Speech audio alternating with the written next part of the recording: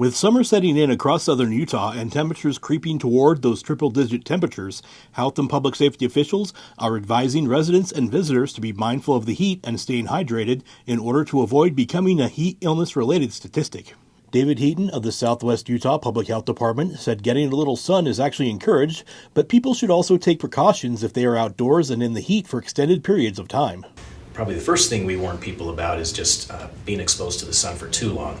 We actually recommend that people get a daily exposure of unprotected skin to the sun for about 15 minutes or so, because that helps with serotonin, nitric oxide, and vitamin D production. So we're meant to get a little bit of sunlight, but between 15 minutes to an hour outside without protective sunscreen or clothing, that's where it can start doing damage.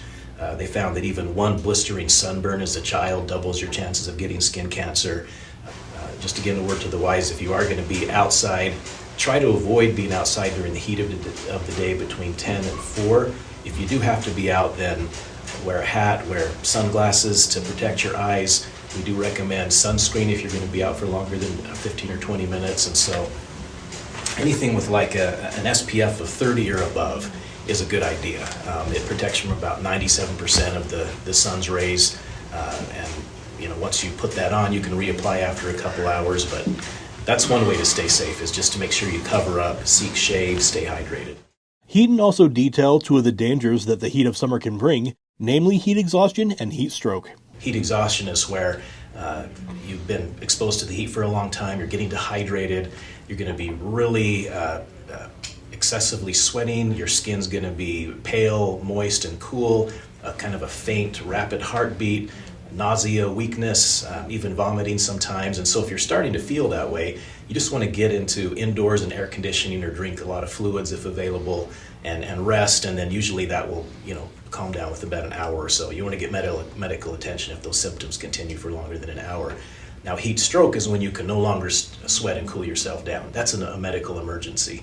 And so that's where you stop sweating and your body temperature gets up to around 103 or above. Your skin is now red, hot, and dry.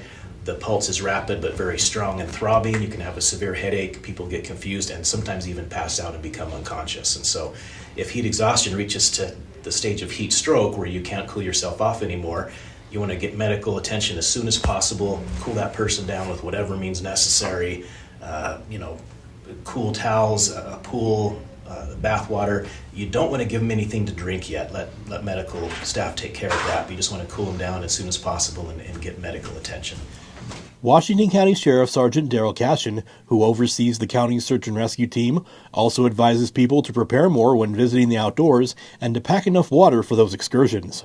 What I would tell people is, first thing, know the trail that you're going on, know how long it's going to take you, and then plan for some extra time. But the biggest thing we're seeing, again, as I've repeated many times, is not taking enough supplies, specifically water. Really, at this time of year, water is essential. You really should be hydrating the day before you go on a hike to get your body really good and hydrated, and then continually drink the whole time you are hiking. That'll probably save you a lot of problem.